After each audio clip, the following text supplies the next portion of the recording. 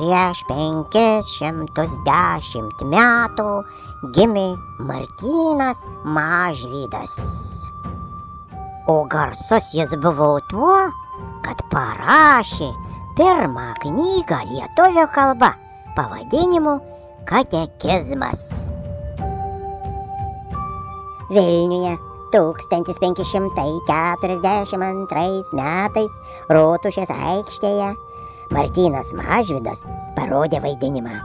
Šiame vaidinime buvo parodyta vargšo valstiečio istorija ir nepakeliama našta įvairiausių mokesčių, po kurių vargšui žmogui nieko nelikdavo. Šis vaidinimas labai supykdė valdžią ir Martynui Mažvydui nieko neliko, kaip tik palikti Lietuvą. Vargdieniui Tamtič sudėjau giesmę. Vadinasi jinai nauja giesmė apie Martyną Mažvydą arba Varguolių tėvas. Visi čionai, čionai visi, čionai, nesigailės sustojęs valandėliai. Nei kvailas, nei protingas, nes kiekvieno čia laukia išminties ir mokslo vaisiai, kuriuos dalinam šiandien dovanai. Kulviškio akademija šį sykį parodyt nori jums gerieji žmonės, kaip sunkiai jūs gyvenate ir kas dėl šito kaltas. Tylos! Jūs matot žmogų, jis dirbo sunkiai ištisus metus. Jį saulė kepino ir plakė lietūs, nuo prakaito šlapijo marškiniai, prie nugaros prikepė, štai žiūrėkit. Nusiėmė žmogelis menką derlių, atsiklaupė ir Dievui padėkojo. 2/3 didžiajam kunigaikščiui. Taip renka dėklą, mezlevą pasėdi, malūno, žagrė, šieno apinių, medžioklės, žūklės, avižų, deguto, linų, kanapių, grybų, gėralų, galvų, nagų, ragų ir uodegų ir druskos mokestį. Kas liko žmogui?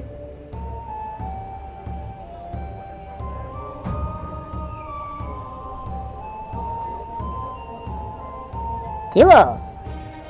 Eretikai, bedieviai, Jėzų Kristų į Liuterį išmainė, antrą sykį jį pardavė.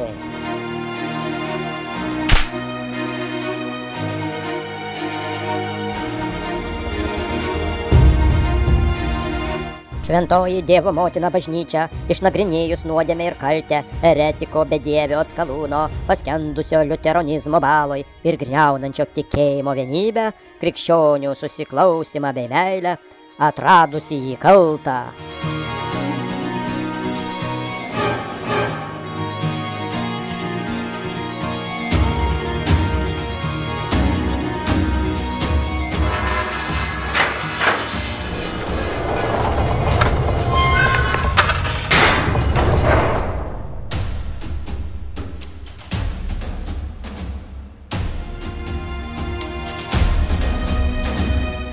Knyga.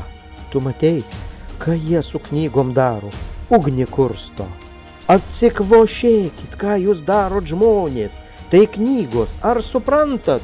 Knygos, knygos.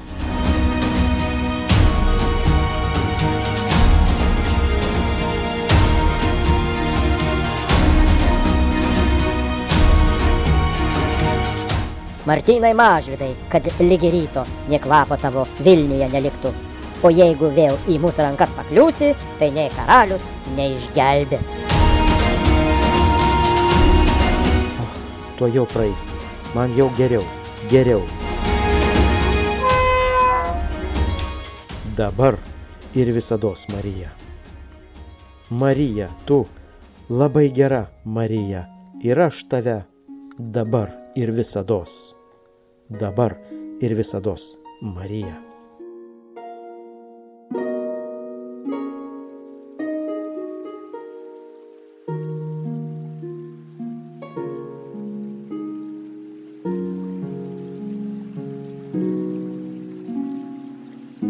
Dabar ir visados Marija.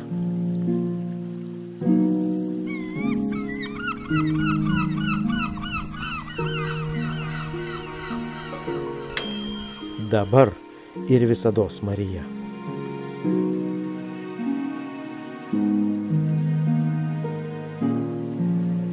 Dabar ir visados.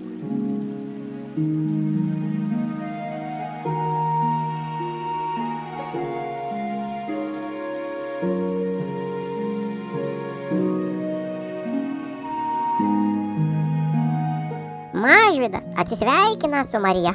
Su skaudančia širdimi sėda į valtį ir išplaukia į Prūsiją. Mažvydas, nuvykęs į Karaliaučių, įstoja į universitetą ir ten mokosi.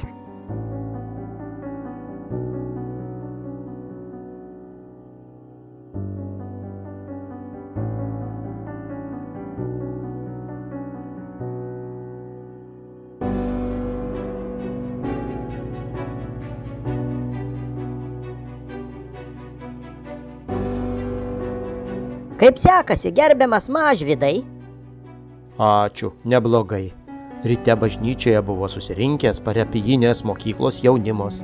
Buvo ir vyras atėjęs su 2 sūnumis.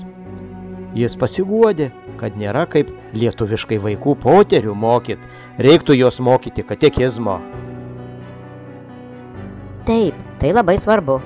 Einu į biblioteką, padirbėsiu, skaitau kitų parašytus katekizmus. Iš jų mokausi, ketinu išleisti katekizmą lietuvių kalba. Kaip įdomu, tokios knygos dar nebuvo. Sėkmės jums.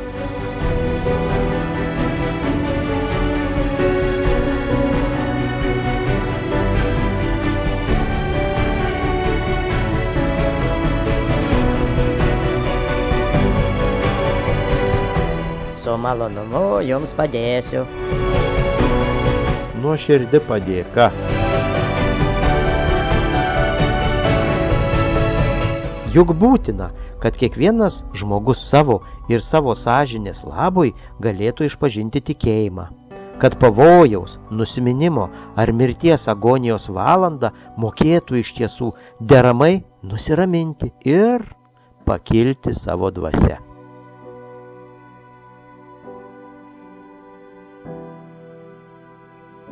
Reikia katekizme įtraukti dalį, kuri būtų tinkama jaunimui, vaikams mokyti. Broliai, seserys, imkite mane ir skaitykit. Ir tatai skaitydami permanykit. Mokslo šito tėvai jūsų trokšdavo turėti, ale to negalėjo nė vienu būdu gauti.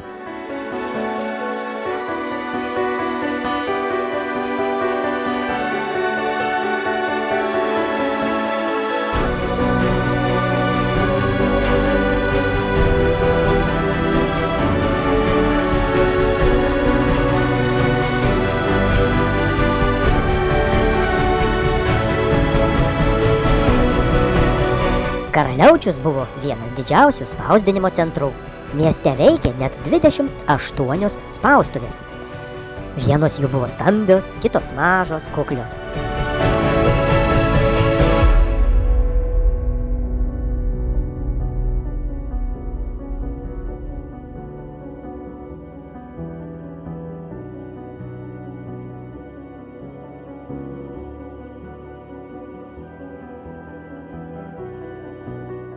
Martynas Mažvydas, užėjęs į spaustuvę, kuriai vadovavo Hansas Weinreichas, klausė: Gerbiamas Hansai Weinreichai, ar galėtumėt spausdinti mano paruoštą katekizmą? Tai bus pirmoji knyga lietuvių kalba. 200-300 vienetų.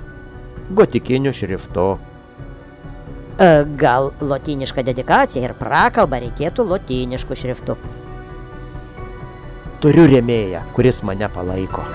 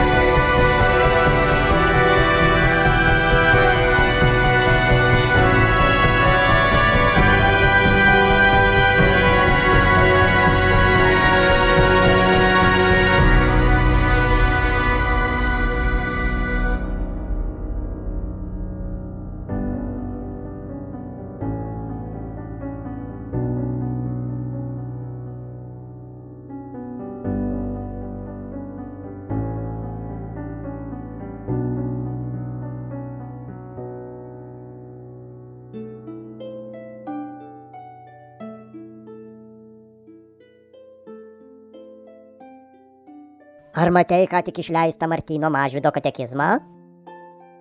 Ar matei, ką tik išleistą Martyno Mažvydo katekizmą? Štai, žiūrėk. O, nors tai nėra didelė knygelė, tik 79 puslapiai, bet tokia puošni.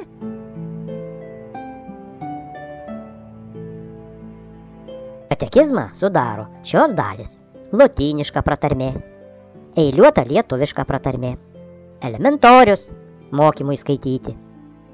Katekizmas tai 10 Dievo įsakymų, 12 tikėjimo tiesų, viešpaties malda, sakramentų, žmogaus gyvenimo taisyklių aprašymas ir giesmynas.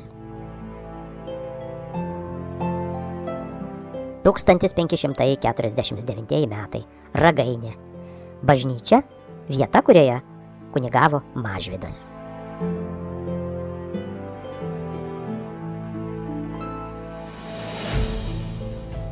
Nemunas tai pykčio upė. Turbūt nuo Kauno srovė atplukdė mažą ąžuoliuką iki pat Ragainės krantų.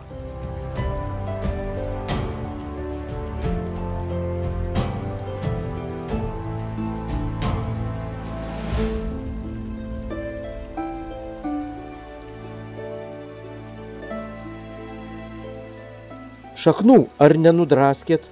Jau dabojom. Svarbiausia šaknis. Jei neprisiims, prie stulpo prirakinsiu.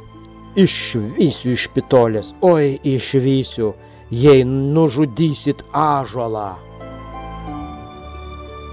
Šaknim į pragarą.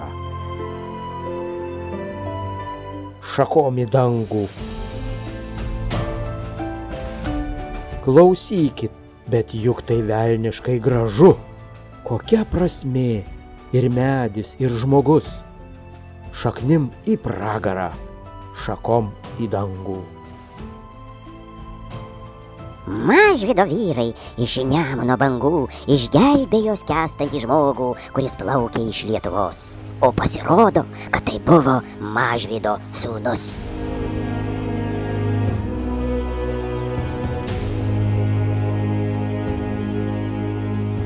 Dabar ir visados. Aš tavo sūnus, o štai mano mamos Marijos žiedas. Po jos mirties grįžta tau. Dabar ir visados, Marija.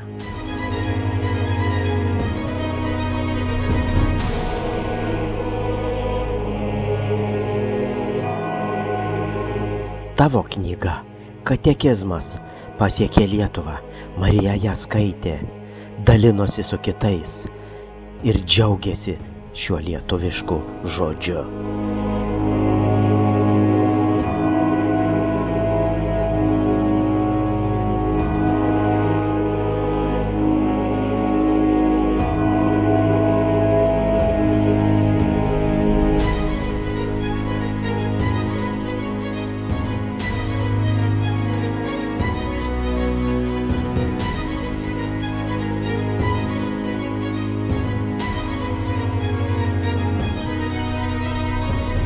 Už knygų platinimą Marija buvo nuteista mirčiai.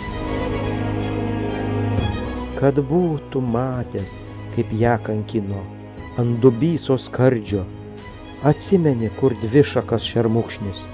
Turėtum atsiminti, mama kalbėjo, kad mėgdavot sėdėt po juo. Ji ragana, sudeginti ją, ji ragana, nuskandinti ją.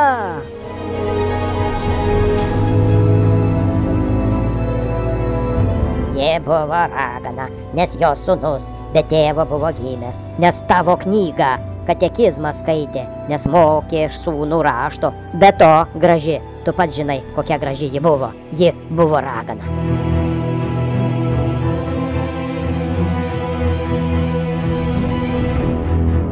Galbūt aš pasakysiu Lietuvą.